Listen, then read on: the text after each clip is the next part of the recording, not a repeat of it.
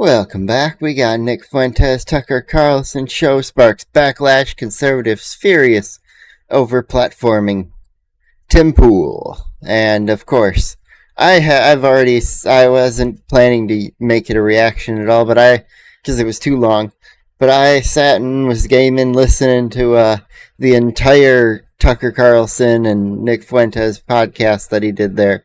And it was fantastic. They had a great conversation together. And even though they don't agree on some things, they still had some great moments together chatting. And as much as they, talked against each other online, they were super friendly in person. Great podcast. I would recommend listening to it in its entirety. It was very good.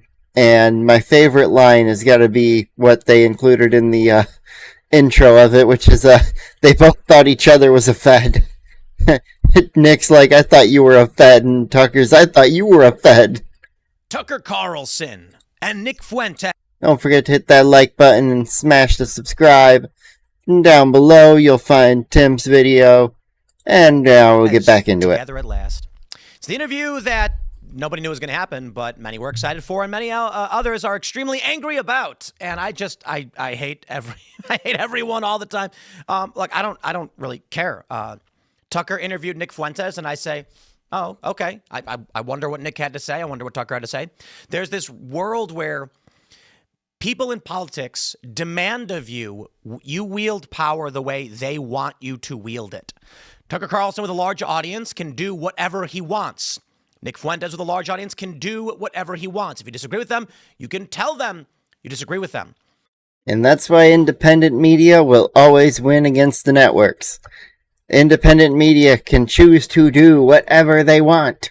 If some liberal guy, if independent media wanted to spend money on a adventure to do something that definitely was not going to make that money back, they would definitely be able to do it more than a network would choose to do it. A network might be like, oh, we're not making anything from that? Nah, fuck that. We ain't doing any of that shit. Let's go back over here. Interviews Harry Sisson. I'm not going to be like, oh, I can't believe he's playing. I don't care. People are going to talk to him. Yeah, I'd actually love to see more interviews between both sides of the political aisle. I'd love to see more conservative media interview more liberal media or liberal individuals, and more liberal media interview more conservative individuals. Like, I'd love to see the View get some kind of conservative host on there, conservative individual to come host on there with them to absolutely destroy them, because they have nothing that can combat except, just pulling the race card out or pulling the woman card out. So they need a woman on there who can come on and actually be like, hey, no, actually, and point the finger back at them. Each other, and certain ideas are going to exist. And the issue now is people are trying to exert authority and power over Tucker Carlson for having Nick Fuentes on. Now, I will be the first to say, you can disagree with Tucker, you can disagree with Nick. That was always allowed. I disagree with both of them on many issues. Like I said, I love that they did this. I think everybody should be able to have anybody they want on. I think it'll, Tucker and I, he's been on Timcast IRL before. We largely agree on a lot of things. What is this? It's just so weird. There's a new faction emerging, which is like not necessarily left or right, but it's like the right is splitting on the issue of Israel, and there are people that are acting woke over why you have to defend Israel. Like, if Tucker wanted to have on a guy who, he asked me about Israel, I'll say Israel can exist, but America shouldn't be spending any money to defend it. We shouldn't, unless, we want to buy a piece of technology from them, or vice versa, they want to buy things from us. Nothing should be exchanged just for, oh, you exist and you want to exist? Here you go! No, I don't think any of that should be allowed, should just be there. I think there should be a lot more debate upon topics like that and things to do around where when we just send money overseas to other countries. He had on who? And that goes for every country. Of Qatar or something, or was it the Emirates? I don't remember. If you want to have on somebody who says a bad thing, that's fine. And I get people telling me, because we're going to have Nick Fuentes on as well. And I get these woke pro-Israel people. I call them woke because I'm doing it derisively to mock the woke right idea. These are people who are trying to exert authority over what you are allowed to talk about and who to interview. And I don't play that game, and I never did. I will have on a communist to espouse his communist views. And we will insult and we will deride wherever we deem necessary. And there are people. Exactly. Nick will come on, and I will do the exact same to him. That being said, when I had on, Liberal on Friday, I called him a retard. I don't think I will end up calling Nick a retard.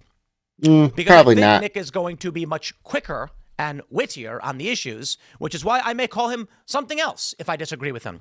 And that was always allowed. And people who like Nick and don't like me can insult me and call me whatever they want. That, too, was always allowed. I look forward to that interview between these two. That should be quite entertaining. Wow. We got the story from the Daily Mail about the backlash. Tucker Carlson sparks conservative backlash as he hosts his most controversial guest. And apparently now, we've got this tweet I want to pull up from Dinesh D'Souza, he says, I'm posting 2 text exchanges with Charlie Kirk where he calls Nick Fuentes vermin and insists even my debating him and defeating his arguments nevertheless amplifies him. One can only imagine what Charlie would say about Tucker's butt-licking interview with Fuentes. I don't care. That's a ridiculous way to put it. I wouldn't say they had a butt-licking interview. They didn't really dig deep into some topics. They really were surface level for the majority of it, I would say. The only times they really dug deep into things were when they were like figuring out each other's backgrounds and where, they each other came from and, what their lives were growing up. That's the only times I would say they went deep into super heavy things. Not even political related, to be honest. It was more of just a podcast, hang out, come chat, and meet each other, I would say. Care about any. I'm so over all of this. It's just so silly. How do you explain Mike Huckabee, Ted Cruz, and there are a lot like that, John Bolton. I mean, I've known them all. George W. Bush, be seized by this brain virus, and they're not Jewish. Most of them are self-described Christians, and then the Christian Zionists. On some level, we do need to be exclusive, not inclusive. We do need to be right-wing. We do need to be Christian. We do, on some level, need to be pro-white, not to the exclusion of everybody else, but recognizing that white people have a special heritage here as Americans. How do you explain? So this is apparently what everyone's mad about, and you can understand where the left would come from. What do you mean white people have a special heritage here? What about the Indians? And it's like, okay, first off, we arrived, some deals got made, some things got pushed away, but it's not like the Indian tribes that were here were in peace with each other. They were warring and fighting each other all the darn time. Let me do this. To exemplify the controversy, Dinesh D'Souza has this tweet, and in it, he claims Charlie Kirk said to him, "This was a massive mistake that you did this. He's vermin, and you just gave him one of the biggest boosts of his career." And then he went on to say, "You have no idea the damage you did by talking to him and complimenting him. You are making him even bigger. We've been fighting this guy for 6 years, and you're the first mainstream voice to debate and give him a compliment, which then makes him bigger and more powerful." Like we always say, Charlie was the guy who would come and chat with anybody. And that even meant someone who he fully disagreed with, and maybe even, quoting from these guys, called Nick Fuentes a vermin. To which Dinesh responded, "I'm getting a ton of this. As a younger guy myself, was amazing to hear from your experience. Very good points." Okay, I just want to pause real quick. I don't understand that response. Dinesh is not young. Was amazing to hear from your experience. Very good points. I'm just genuinely confused. Now, it says to Charlie Kirk, and some are like, wait a minute. It says to Charlie Kirk. It's because Dinesh likely searched his messages for Charlie Kirk, and then it popped up the old message. He should have just tapped the text thing, and it would have. The first thing I want to say is, sure, holy crap. Maybe that's what he did. Charlie is turning into a meme, and it's kind of cringe. I didn't like it when Candace Owens did it. I think you should just leave it alone. Charlie was killed by the guy who literally said he did it. Obviously, he's not very right in the head. However, there's so many conspiracy theories jumping up because no one can trust what anybody says anymore. It's insane. It is. Why? What are you doing? Who are they? What is this? I don't live in your world. I don't want to live in your world. Guys, if you're a fan of Timcast, I'm going to tell you the world I live in. If a thing happens and it's interesting, I'll talk about it. If it's important, that's how I like to live. If something's interesting and I find it, I'm going to watch it. I'm going to react to it. I got 2 videos every day finding as many interesting things as I can cram into the day.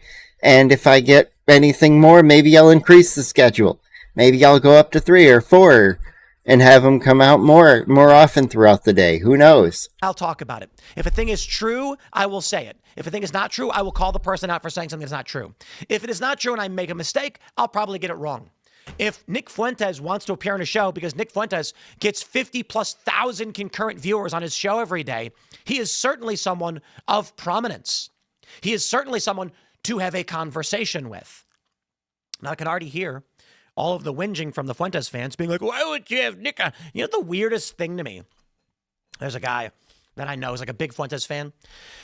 And I don't know him too well. This is this guy that I've met. And he was like, oh man, what happened with Nick coming on your show? Like, I was really excited for that. And I was like, it was a scheduling issue. Presumably what happened was we had booked Nick for Tuesday. And that would have meant that Nick would have to fly here, come on the show. Then he would have to fly back home to Chicago, then fly to Tucker in Maine, which is an insane trip. That's an insane amount of jumping in the short period of time. Completely understandable that they changed up the schedule and shifted it around. In fact, with leaving on Wednesday and having to do the show with Tucker on Thursday, it would mean that he'd have to fly here, do the show, go to the hotel, wake up in the morning, fly to Maine on Wednesday. And I think the trip on the trip to Maine to get to Tucker is actually not just a simple direct flight. I think it's actually a little bit complicated. And so Nick was like, I have a scheduling conflict. And it is what it is. There was no beef. And we said, come back when you want to come back. That's fine. Now, some are saying, why wouldn't you have Nick on before? We did with Ye. And they all walked out. And then the response is, but why wouldn't you have Nick on outside of that? Because we'd be banned. I'm not lying, and I don't care. And the people who are like, Tim, you should get your whole channel banned so that you can host someone. What? I'm here to talk about what I want to talk about, what I think, what I find important, and host guests periodically. I'm not going to nuke my entire company and fire my entire staff for one guy. I don't blame Nick for the censorship they placed upon him and his show. That being said, very true. As we have continually won back ground and there is less concern over getting banned in the immediate, we said, let's have Nick on. He's a guy with a lot of opinions. Here's the other issue. He's someone the issue is not that Nick was not. He's someone who you can go up, have a debate with, and challenge opinions of, and he won't just call you a Nazi and throw you out the door. Not allowed to come on the show.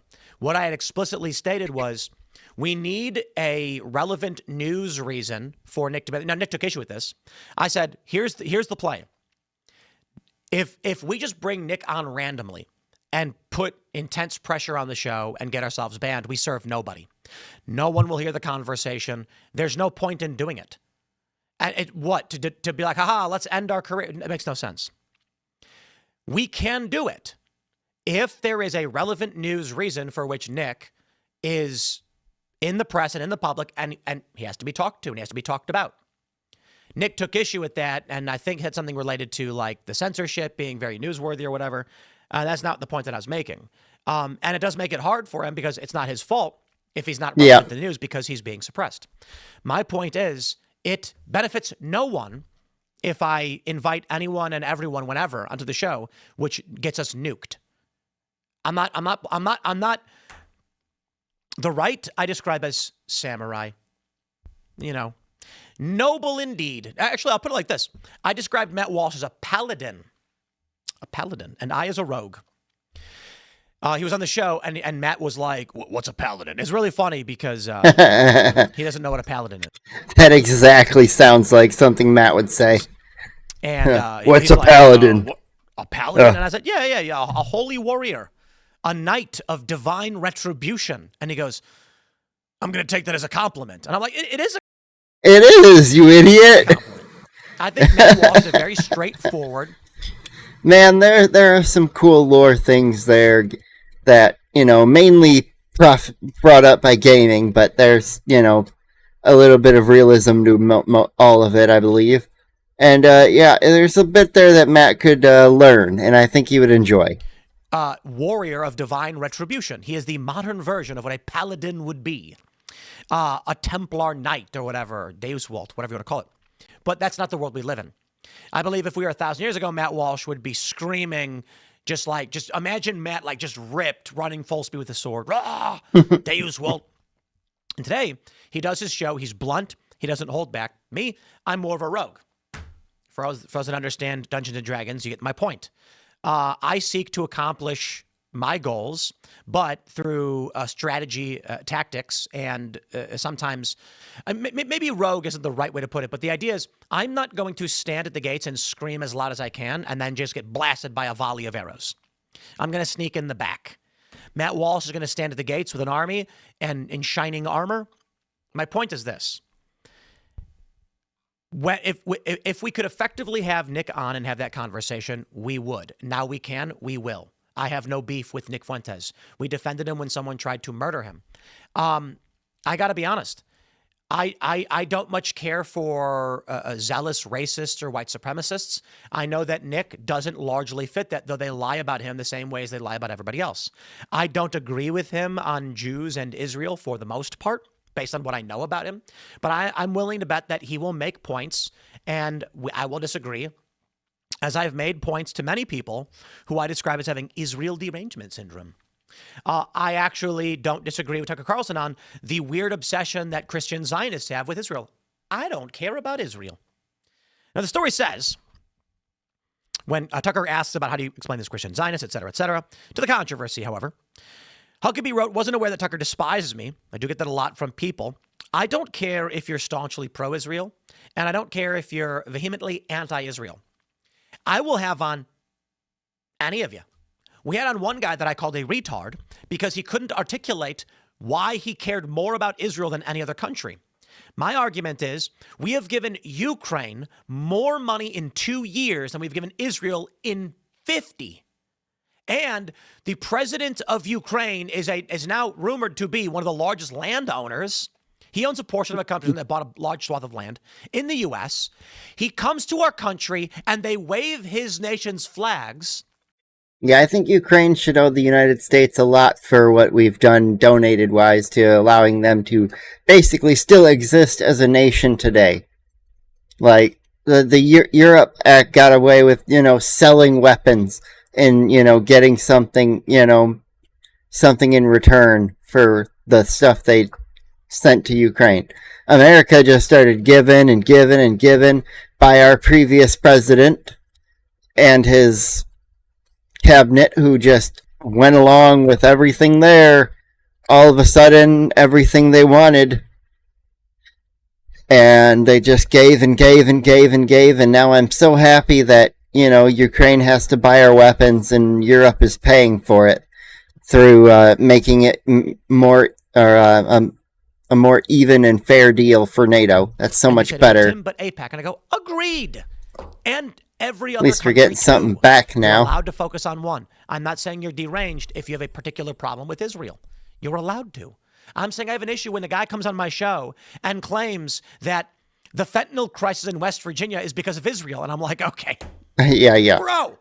If Israel is controlling everything, why do they need so much from the U.S.? That's why we defended Nick when he said the conspiratard-ish has to stop. Like, heaven forbid, if he's like, Ben Shapiro died, God forbid. Are they going to claim Israel did it? And it was hilarious. They 100% would. That's correct.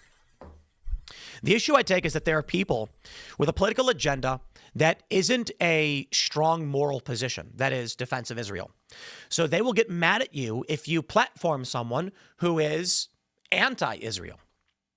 I get accused of it's funny, all the people blasting my show claiming I'm a Jew or whatever. It's the creepiest thing, despite being like Israel ambivalent is the way to describe it. Here we go. Other conservative commentators likewise bashed Carlson, with some claiming that Charlie Kirk was a self-described Christian Zionist, and he was always allowed to be. Yep. Charlie was great. We disagreed on a lot of things, and he was a good man. Tucker is literally calling Charlie a heretic, whom he despised, who also had a mind virus. What is I can't, guys. If you are blind, just like, I don't understand this fervent pro-Israel. You know, like Ben Shapiro is very, very, very pro-Israel. He will articulate his points very well on why he's pro-Israel, and he will do it intelligently. And when you have points to make about Israel, he will concede. He's a great debater, and he has logic. You know, I kind of have trained my brain to ignore them, but now that I realize them, what are all these ads for all these other news articles on the side? Like, so, like, the image, I don't know if some of it has anything to do with anything, or if it's just trying to get a catchy title, but some of these, it's like, what? Do I even care? No, not really. Why would anyone care? Why would anyone write a story about this? Behind his positions. So when Ben comes out and defends Israel, you're like, Ben makes some good points. I don't completely agree. Tucker makes his argument, salient points. I say, wow, interesting. He makes good points. I don't completely agree. But then there are some people that are just like rabidly pro or anti. And I'm like, is this the new left and right Israel? A close personal friend of Kirk, Josh Hammer. Extremists in any manner are not great. I will say that again. Extremists in any manner are not great. Extremists on the right, on the left, pro-Israel, anti-Israel, doesn't matter what you are. If you're extreme against something, you don't have a good reason to be, well, we'll find out. The only thing you need to be extreme against is terrorism. No terrorism is good. Jumped in the conversation. The great Charlie Kirk is rolling in his grave right now, simply despicable. Kirk was one of the most outspoken supporters for Israel among right-wing evangelical Christian conservative leaders in the U.S. before his passing. There was the one time he was, criticizing a few of the things Israel did, but they were fair points to be made. It's been little. I believe he was saying those right after the attack that Israel and Iran made against each other right after the ceasefire ended, and he's like, no, Israel should have, stuck to their ceasefire and made it look like, hey, look what Iran's doing. He thinks that they were in the wrong for firing some missiles right after the ceasefire. I 100% agree with him there. Neither side was in the right, though. Both sides were in the wrong. More than a month after he spoke at Charlie's funeral, and here he is talking with one of America's most prominent and noxious anti-Semites about how much he despises Christian Zionists, wrote conservative legal commentator Will Chamberlain. Tucker should be ashamed. This is a total betrayal. Earlier in the interview, Fuentes shares his backstory with Carlson and explains how he became radicalized as a young college student supporting Trump. Fuentes claimed that conservative radio host Mark Levin, a self-described Zionist, influenced his early views on race. He recalls that during high school, Levin was one of the first conservative commentators who made him think differently about the topic. I listened to him every day in high school. I was a fan, loved his show, and I actually liked how he was kind of obnoxious and mean to his callers. Fuentes told Carlson, I'll never forget one show. He goes live and says, America's becoming a majority non-white country. Does anybody think that's a good idea? And I was thinking to myself, yeah, that actually doesn't sound too good. I think a lot of the anti-Fuentes stuff is completely overblown. I think Fuentes has said some nasty things and has some bad opinions. And I'm gonna make sure everybody hears this, because we are going to have him on Timcast IRL. Yeah, have him on and then debate him on those opinions. Don't just hate him on those opinions. Ooh, that's a good one. I have had on substantially worse leftists. We have had on leftists who have called for the abortion of babies up to 9 months or even potentially after birth. I do not and will not play stupid games where you're going to tell me you have no problem with the communists we've brought on the culture war debate or Timcast IRL, and then act like Nick Fuentes is the worst person imaginable. For real. It is illegitimate. Hey, you talking about bringing on Nick Fuentes like he's fucking Hassan Shakin Pike or Destiny pedophile. Like, come on. You are allowed to criticize Nick and say he's got bad ideas, and you absolutely should when he does. I don't watch a lot of what Nick says. I've seen some of his clips, and I've defended some and criticized others. And he will come on the show, and it's not a debate show, nor is it an interview show, which is why people got real mad when we said Nick was invited on the show. Now, I understand why Nick wants to go on Tucker Carlson's podcast. It's a very, very big show. And Exactly. it wasn't so much. It's a big show, both sides will get views, and Nick can go back home after the podcast is filmed, wait for Tucker to upload it, and then on his stream or his, Nick's show, whatever he calls it, he can react to the whole podcast, and if anyone has questions in his audience, he can answer them as he goes along. And now he has content, Tucker has content, and they both win. That Tucker didn't like. There's no downsides. There's nothing like that. Nick was, I think Nick went to record with Tucker on the Thursday. He was supposed to come here on Tuesday. But Nick, I guess the decision was it's a heavy lift to do all this travel at once. And so he was going to focus on the. I totally respect it and I totally get it. And Tucker's got a massive show and, do your thing. Yeah. Nick will be coming on Timcast IRL. I'm excited, actually, to have him on the show, despite many people not liking the man. And I'm going to say it again. Don't come at me and act like I am doing anything wrong. Because here's the show format. We're not an interview show. The show is going to be, we pull up news articles, and he will opine on them the same as any other guest. We afford the same opportunity to Marxists, communists, woke lunatics. So these people. I look forward to the show. A communist revolution. Who want to give children sex changes, who believe in abortion up to 9 months. Nobody bats an eye when we have these people on. In fact, my take on abortion, you should only be able to get an abortion if it's medically necessary for the mother to survive. They say, Tim, you got to have these people on and challenge them. But how dare you then come at me or Tucker or anybody and be like, how dare you host Nick Fuentes? Yeah, whatever. The same as any other despicable person I would host on this show where we would discuss the news. Is this show supposed to be only Zionists, pro-Israel? Is it supposed to be only conservatives, never a leftist? Spare me. Now, the only reason this show, this is a morning show, Timcast IRL, consistently has conservative, moderate voices because they're the ones who they're willing to come on and they ask us to come on. And liberals try to demand money. And I'll be the first to admit to all of you, and you can call me whatever name you want. It is a challenge to navigate the space to have on high-profile controversial figures like Nick Fuentes. However, in the past year, censorship has been beaten back and shut down. And as far as those people he mentioned that come on or that want to demand money when they come on, I'd say the only time you have even an inkling to be able to say, hey, can you do this, is if they invite you on and you have to travel for it and it's going to cost you a significant amount. If you can say, hey, can you comp my travel or part of my travel costs? And then at that point, that is the only time I will say it might be fair to ask, hey, can you help a brother out?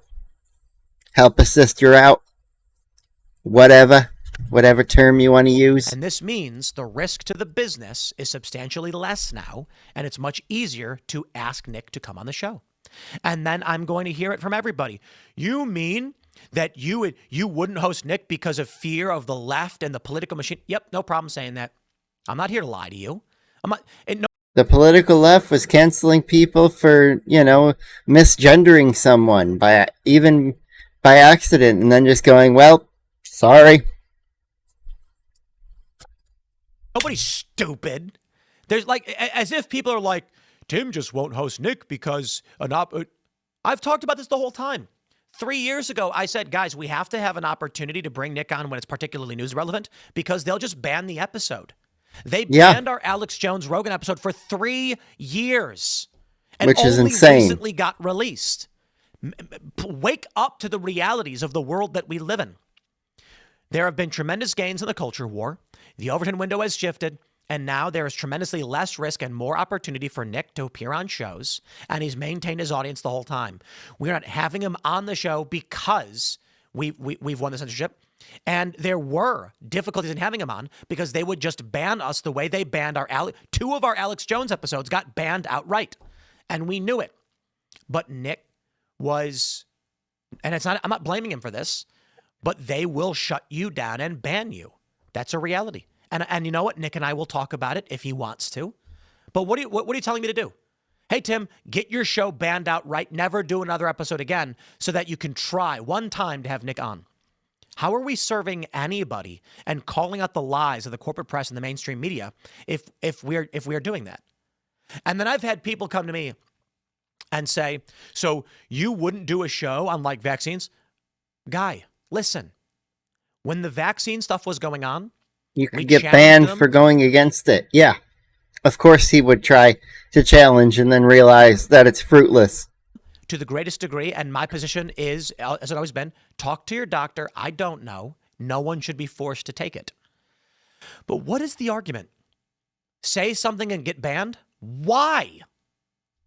It makes literally no sense. I am not these conservatives who are like, I will stand at the gates and raise my fist and be destroyed in a volley of arrows. It makes literally no sense. Do you want to win or not? Okay, that means there has to be tact and strategy. You don't march head forward in a field of your enemies knowing you'll be wiped out. That makes no sense. Call it whatever you want. But we are going to keep fighting the good fight, and we'll do what we want. And the backlash, I think, is just stupid. Oh, 100% is stupid. Smash the like button, share the show, stay tuned. More to come. Thanks for hanging out. We'll see you all in the next segment. Fantastic. Got another Tim Pool video. That was good. I love that having Nick Fuentes on makes people upset. Nick Fuentes, he's got some wild opinions out there. He's got some wild clips that he's created, and they've definitely garnered some interest in what's the word I'm looking for? I can't think of it. My brain is fried for the day. But anyways, I will get on out of here and finish up today and see you tomorrow.